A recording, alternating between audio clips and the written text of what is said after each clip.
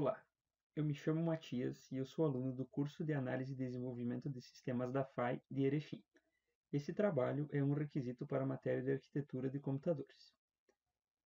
Em conjunto com os meus colegas Wesley, Gabriel, Lucas e Pablo, nós tínhamos como objetivo realizar uma pesquisa sobre a arquitetura ARM e, com base nessa pesquisa, repassar de alguma forma o conhecimento adquirido para as pessoas que buscam obter informações acerca desse tema. O nosso trabalho tem como objetivo principal ilustrar de forma clara o que é a arquitetura ARM, e para isso nós vamos explanar sobre a história, as principais características e componentes da arquitetura. Então, os objetivos, como dito anteriormente, os objetivos do nosso trabalho são explicar acerca da história do ARM, as características, os componentes, conjunto de instruções e onde mais é utilizado hoje em dia. Partindo da história já, a ARM é uma família de chips, de arquitetura de chips de processamento, que deu origem ao uso do padrão RISC em aplicações comerciais. Mas antes de prosseguirmos, precisamos entender e saber de forma rápida o que é o RISC, ou Reduced Instruction Set Computer, ou seja, um conjunto de instruções reduzido que são um tipo de arquitetura de processadores que oferecem um conjunto simples e pequeno de instruções e um baixo nível de complexidade. O RISC é o oposto do CISC, que significa Complex Instruction Set Computer, que nada mais é do que um conjunto complexo de instruções, onde podem haver instruções específicas, que algumas delas sejam usadas raramente pelos programas, e no padrão RISC já acontece de forma diferente, onde as instruções são reduzidas e, por ser baseado em RISC, os chips ARM buscam a simplificação das instruções visando a máxima eficiência e um menor consumo de energia.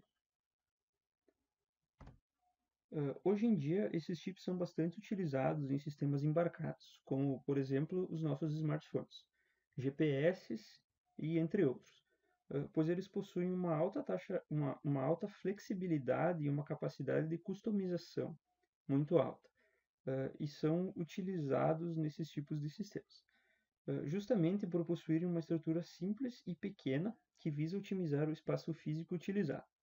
Também é importante ressaltar que os processadores ARM possuem uma potência menor do que os processadores x86 convencionais, mas por possuírem um conjunto de instruções reduzidos e mais simples, obtemos uma melhor capacidade de otimização e possuem também um consumo menor de energia. Tudo isso somado resulta na redução do seu custo.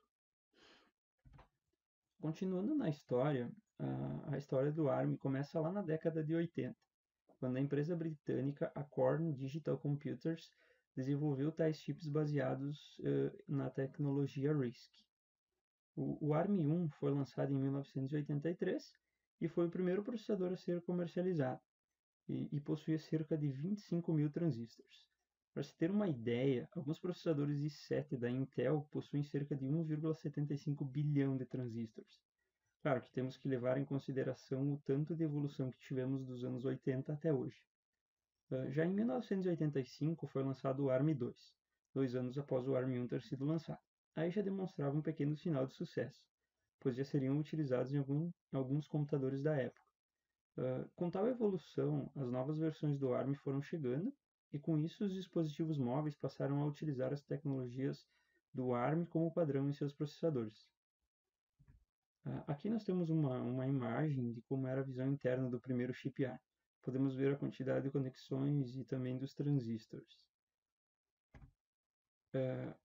Ainda na história, já em 1994 foi lançado o ARM7, e aí nós tivemos a grande revolução dos mobiles.